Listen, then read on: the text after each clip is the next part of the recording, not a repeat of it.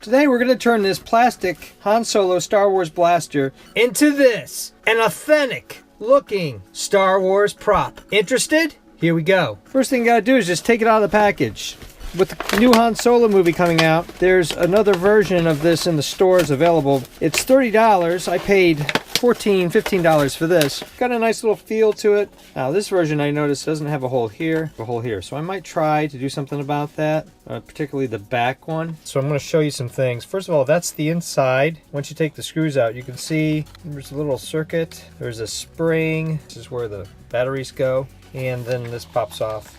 So I just pried it out. I'm gonna have to sand that down. And that's the speaker there. I was hoping that this thing would work. Did some initial troubleshooting and I'm not getting anything, which is very unfortunate. But now I think I'm just gonna take the batteries out and seal it up. There's this cap here on this end. I'm gonna try to make a sight. Cut that out, and then I'll fit that back in there once I've made the change. The great thing about using clay, you can just jam it in there and it kind of takes the space that you give it. You can see where I put it inside. Yeah, I mean, this feels more in line of what a prop like this would actually weigh. Now I'm going to draw out all the holes, and I'm going to use a 1/8 inch drill bit, but this is the special drill bit that has the little spike, and this is more usually for wood, but that will help you focus it and get it right on the center where you need to put the hole. All the suppressor holes are drilled. I used a 22mm Forstner bit to make the initial hole, and then I sanded it down with some 400 grit sandpaper. It's going to get me exactly what I want, which is a sight. Still have the clicker. I used this Bondo glazing putty. I did this last night, and now I'm going to sand this down so that I can paint it. The real blaster is 13 inches long. This is 12 inches. There's a new Nerf gun blaster that came out as part of the new Han Solo movie, but it just doesn't look the same. It's all the way extended out here, probably just to allow the darts to shoot out the end of the barrel. I'm going to use a lightweight sanding sponge. I've already taken out the letters here. Now just give it a nice light rub. All the surfaces. Doesn't take long at all. I also took some painter's tape, cut it out to protect the inside here where I'm going to ultimately put a plastic lens. Been a little over an hour, and now I'm going to spray the other side and then probably touch up both a little later.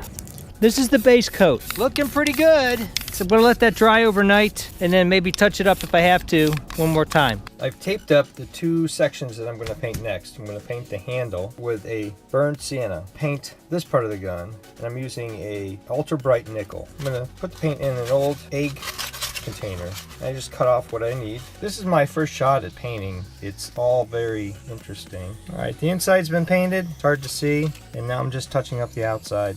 What I'm trying to offer you here over everybody else is that this is a first-timer's approach and what I've learned. All right, so I think I'm going to abandon the brush strokes. It just looked too brushed on. I've got an alternative. Not real happy with how this was turning out. So I've wiped off a good bit of the paint, and I'm going to take it out and spray paint it. The thing about the spray paint is you got to really wait 24 hours after you do it. Wow, we're talking night and day difference. I'm amazed at how quick that was. Within seconds, I had a much better look. I'm using this aluminum metallic finish. I got this from Happy Trooper. Post him down below. He's got a lot of good tips as well as punished props. I follow those guys all the time. I look at what they're doing. They're very good at what they do. We're gonna let this dry. I'm just absolutely amazed at how much easier and better looking over the paint. It's been about an hour, maybe two, and it's really all dried up. So we're gonna unwrap this and do the handle. And I'm using a smaller brush this time, and I think that the bigger brush was impacting my ability to do this part. I've taken a little bit of homemade Windex, which is vinegar and water, and I'm gonna see if that thins this paint out. That's a lot nicer consistency. Start brushing it on the handle and see how it works.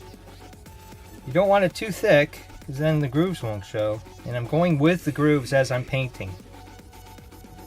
But this seems to be flowing much better than the silver paint was. Do the other side now. And even if I have to come back and touch this up, getting this first solid coat on here is a good first step. Smaller paintbrush certainly works better than that bigger, thicker paintbrush. Sometimes you'll have a tendency to, get a little bit of overspray one way or the other. I found that you can use permanent markers. Here's a black one for the black area and a silver one. This is silver metallic. Great for touch-up. I use just the bags you get from stores because it wraps up well. Hit the steel wool across all the areas down here, and now I'm going to take a 3/4 inch artist brush and graphite. I just happen to have this from an old pine wood derby. Make it look more like gunmetal and just kind of force it in there.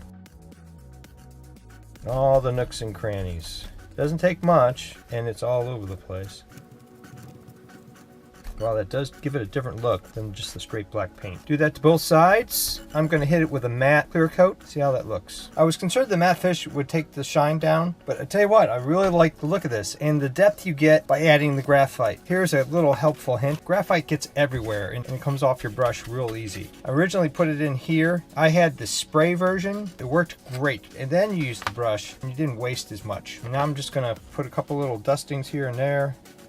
Real light, and then just work it in. Gives it much more of a gun look than the black paint. Don't spray it too much, just enough, and then work it in. Now it's still kind of tacky because I just sprayed it outside. Yeah, that's even better. It's even adding more luster of the gunmetal. But you can see it's coming off in my hand. I'm going to hit it again with the clear coat to lock in the graphite I just added. Okay, it's been a couple hours. I want to show you something that happened. The gun pretty much looks good, but for some strange reason, when I was painting, it got a little wrinkled there. I was right at the fringe. It was around 50 degrees when I spray painted this outside, and I wonder if that was a factor, and maybe I just hit this too much clear coat. Be aware of it. I guess you could justify it as being kind of weathering, and I want to be honest with you so that you don't make the same mistake. If I'm going to do clear coat, I'm going to do it inside ventilated conditions, or go outside, but make sure that you're somewhere between 50 and 80 degrees is ideal in low humidity. Now I'm going to weather this, and I'm thinking about weathering the handle to give it a little more distinction with black acrylic paint.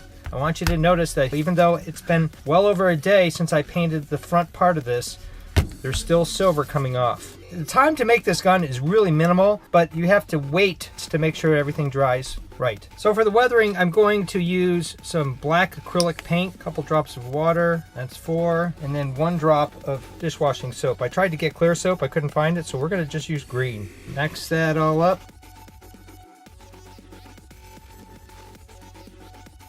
I was watching an interesting show on the Star Wars universe and how they age everything, because as most of you probably already know now, Lucas was all about things needed to look worn. With a damp paper towel, I'm kind of hitting it really light, letting the silver come through, kind of trying to leave all the grunge in the crevices. On the inside, I'm probably going to leave it just the way it is, because you would imagine that that's going to be a little rougher. You can feel when the paint goes over these holes, it's really trapping in there. And that's what you want. On this second coat, I waited about 10 minutes, and now I'm starting to use the wet paper towel. Yeah, it's sticking to the grooves a lot better than it did last time. You want a damp towel too. You don't want something that's overly wet. Here we go with the grip. Sit there for a couple minutes. This might take another pass just like the other one did. It's been about 5 minutes. Let's give it a shot, see how we do. Again, totally optional. I kind of like the texture that comes out of that as compared to this. Yet another use for an empty egg container. While I'm waiting for this to dry, I've actually cut out a piece of 1.5 inch conduit, and I'm going to use that as gun barrel in the inside just to give it a little more detail. Just using my go-to rapid fuse glue.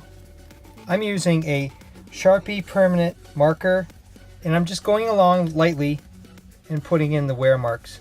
I know people use paint, but I'm kind of liking the way this is working.